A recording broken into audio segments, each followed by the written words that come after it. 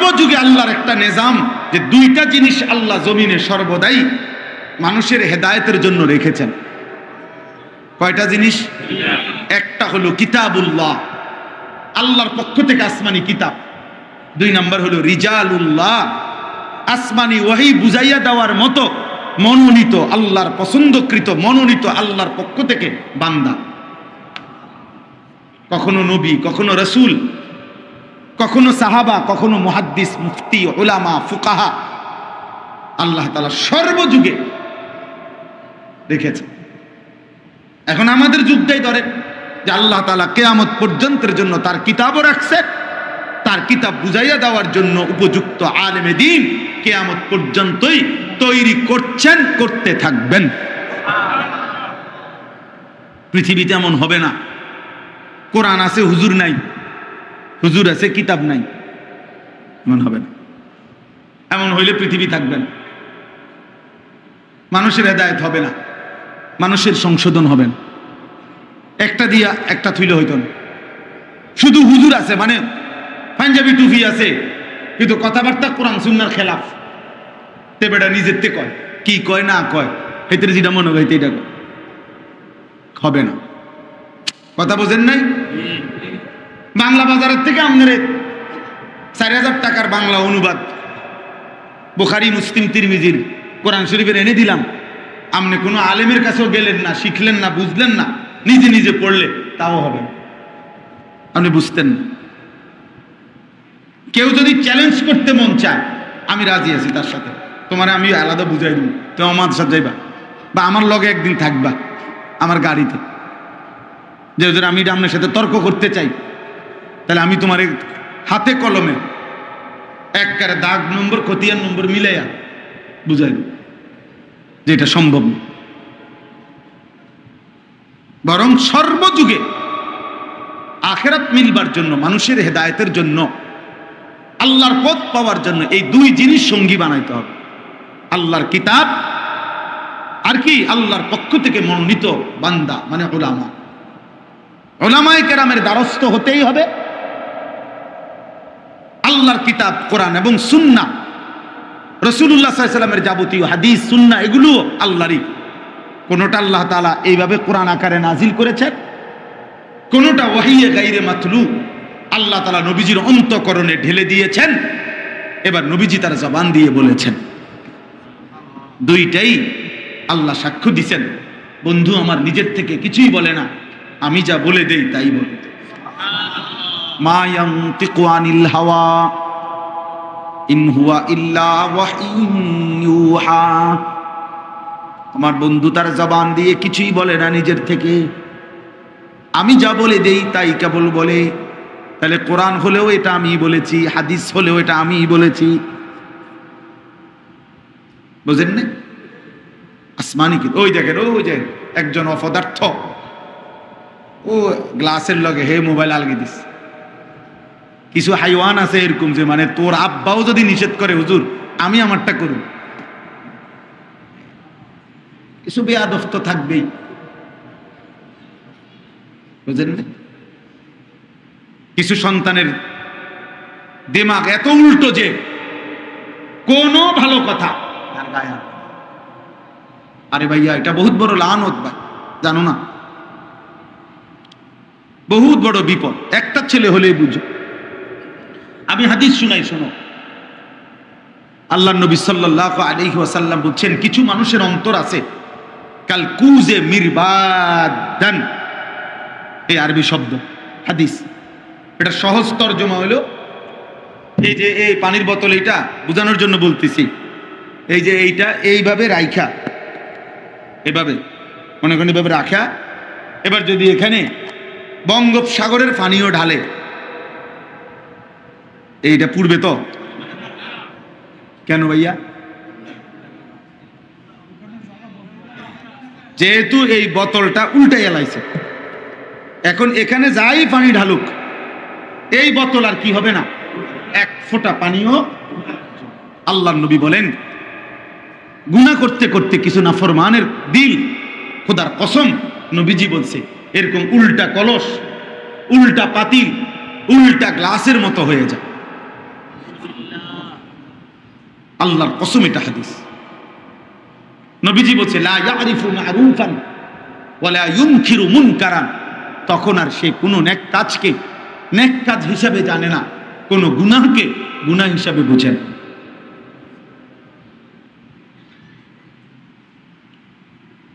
এটা অনেক বড় বিপদ, অনেক বড় জীবনের অধঃপতন, যে আমি আর আলোকে আলো দেখি না, অন্ধকারকে অন্ধকার মনে হয়। বুজুর্গানে দ্বীন বলছেন, এক তো হইল কোনো ব্যক্তি গুনাহ করছে, এটা যেমন একটা গুনাহ, আরেকটা হলো সে গুনাহকে গুনাহই মনে করছে না, বুঝেই না এটা গুনাহ। আল্লাহর কসম, এটা ওই গুনাহের চাইতে করার চাইতে এটা এর চাইতে বড় লানত, যে আল্লাহ তোর দিমাগ থেকে গুনার অনুভূতিটাই সরায় দিয়েছে।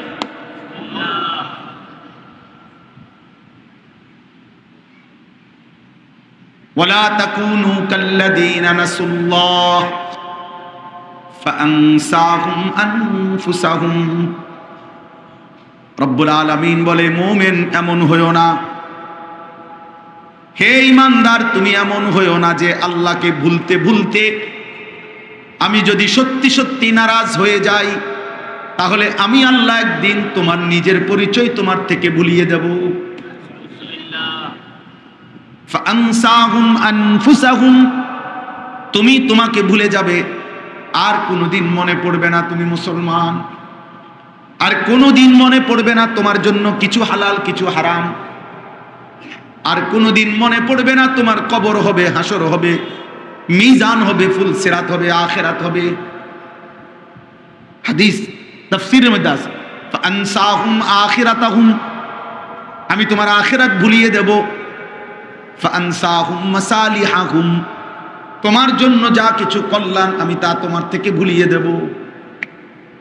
আপনি বলেন ভাইয়া, 365 দিন, বাবা বলেন, খোদার 365 দিন, খোদার একটা বছর, কোনদিন মুসলমানের যেই সন্তান, যেই পুরুষ কিংবা যেই নারী 16 বছর, 18 বছর, 20 বছর, 30 বছর, একটা বছর 365 দিন কোনদিন ফজরের নামাজ পড়লো না, একটা দিনও না, ও জানেও না ফজরের ওয়াক্ত হয় কখন, ও জানেও না ফজরের আজান হয় কখন, ও জানেও না সুবহে সাদেক হয় কখন।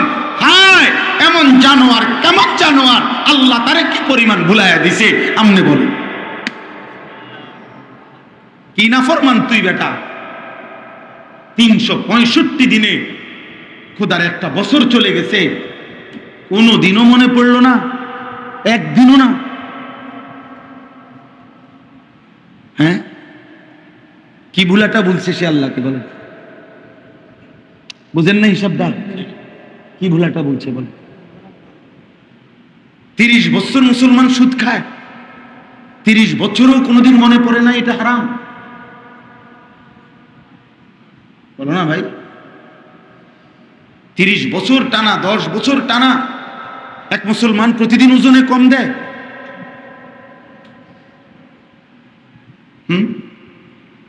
এভাবে মানুষ আল্লাহকে ভুলে যায় মুসলমান হয়ে।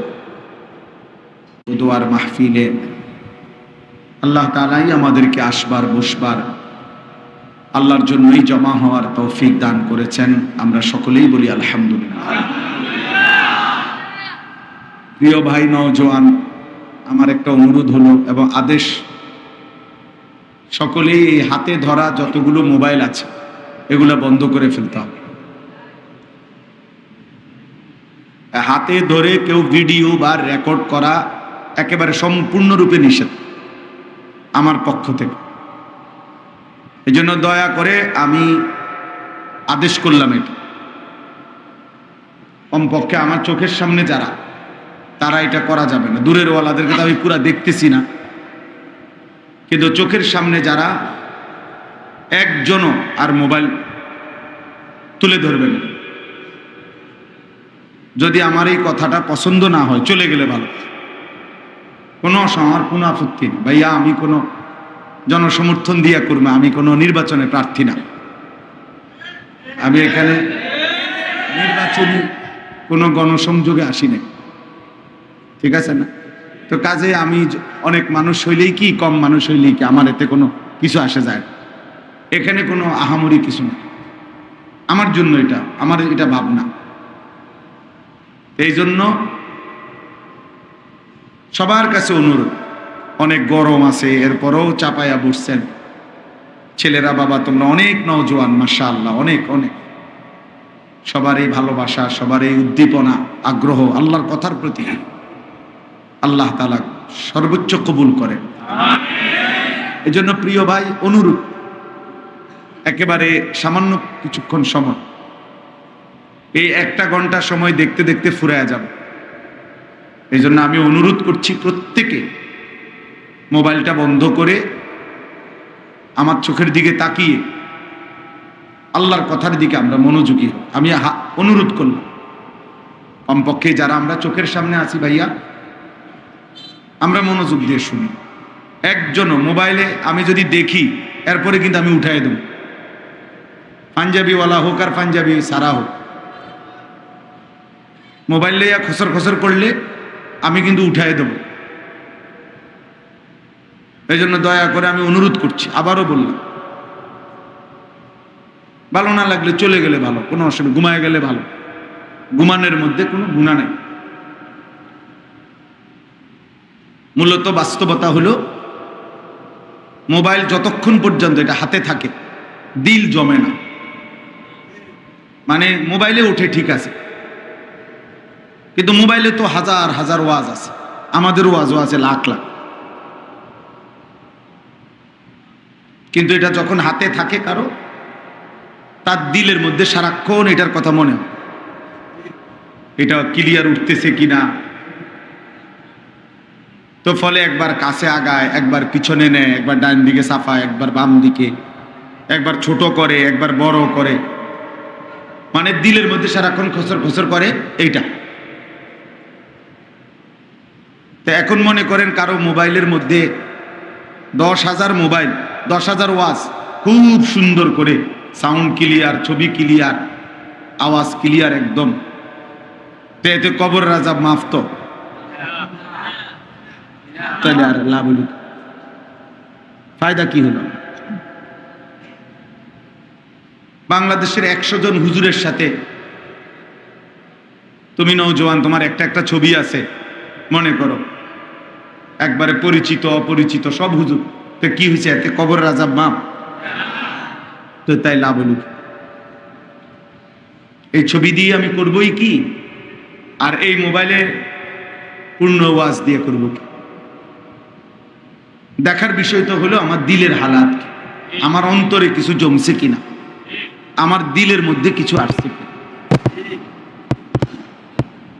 এটা হলো মূল বিষয়। একটা জরুরি বিষয় হলো বুঝতে হবে,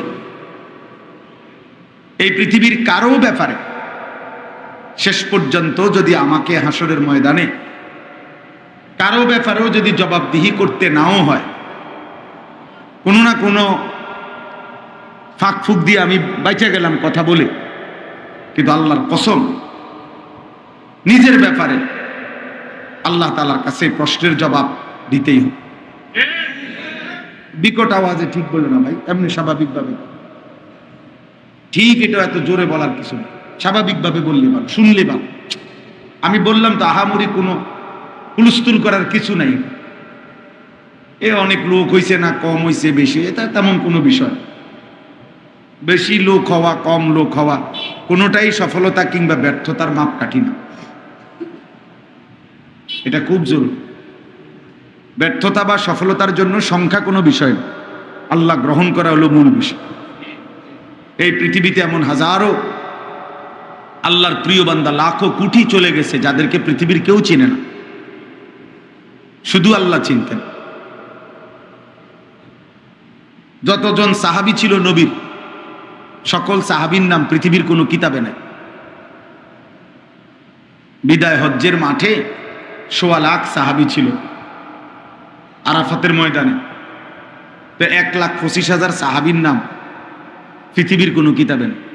আসমানের নিচে, মাটির উপরে, বাড়ি সালান দিল পাওয়া যাবে। ১০,০০০ সাহাবীর নাম অনেক, বুঝেন না এমনি কথা? তো তাইলে মনে করেন একবারে 5,000 সাহাবীর নামও নাই কিতাবে। 313 জন সাহাবী বদরি, ওনাদের নাম একসাথে আছে, আর আরো কিছু আলাদা আছে অতিরিক্ত। তো আমি ধরলাম আরো 1,000 আরো নাম, হয়তো ধরেন 5,000, ধরেন 10,000। তো যদি 10,000 সাহাবীর নামও সব কিতাব খুঁজে একত্র করা হয়, এরপরেও তো শুধু আরাফাতের ময়দানে যারা হজে গেছে এরকমই তো রয়ে গেছে আরো 1,15,000। তো ওই বছর আর বাড়ি ঘরে কেউ ছিল না, না একবারে দরজা জানলা বন্ধ করিয়া সব হজে গেছে গা। বুড়াগারা, বাচ্চা, বৃদ্ধ, শিশু, নারী, অক্ষম মানুষ ছিল না। তো ওনারাও তো সাহাবী, ওনারা মুসলমান না? ওই সময় নবীজির জামানায় তো সবাই কালেমাওয়ালারা সাহাবী ওনারা। তো বাদে দেন। তো বাকি 1,15,000 নাম যে কেউ জানে না, ওনারা ব্যর্থ তো আর কি। কোরআনুল কারীমের মধ্যে 25 জন নবী এবং রাসূলের নাম আছে। কয়জন? তো নবী রাসূল মোট 25 জন। তো তাইলে 1,24,000 নবী রাসূল একটা বর্ণনা যে আছে, ধরে নিলাম এর চাইতে বেশি হইতে পারে, কম হইতে পারে, আজ এই বর্ণনাটাই ধরি না, 1,24,000। তো কোরআনুল কারীমে উল্লেখ হয়েছে 25 জন নবীর নাম। তো তাহলে বাকিদের নাম যে নাই, ওনারা ব্যর্থ। সুজাইশ কোরআনুল কারীমে সাহাবাদের নাম আছে একজন শুধু, পুরা কোরআনে একজন সাহাবীর নাম আছে শুধু, যায়েদ। নবীজির একজন পালক পুত্র ছিল যায়েদ, এই উনার নামটা আছে কোরআন শরীফ। ফালাম্মা কাদা যাইদুম মিনহা ওয়াতারান, এই শুধু একজনের নাম। তাহলে এখন বাকিদের আবু বকর, ওমর, উসমান, আলী, ফাতেমা, হাসান, হুসাইন, ওনাদের নাম যে কোরআন শরীফে নাই, তো ওনারা ব্যর্থ। তাহলে এখানে মূল বিষয় আখিরাত, মূল বিষয় আল্লাহ গ্রহণ করা। 10 লাখ মানুষ মনে করেন আমার আলগি দিয়া সম্মান দিয়া 4 রাস্তার মাথা নিয়ে শোয়াই দিয়েছে,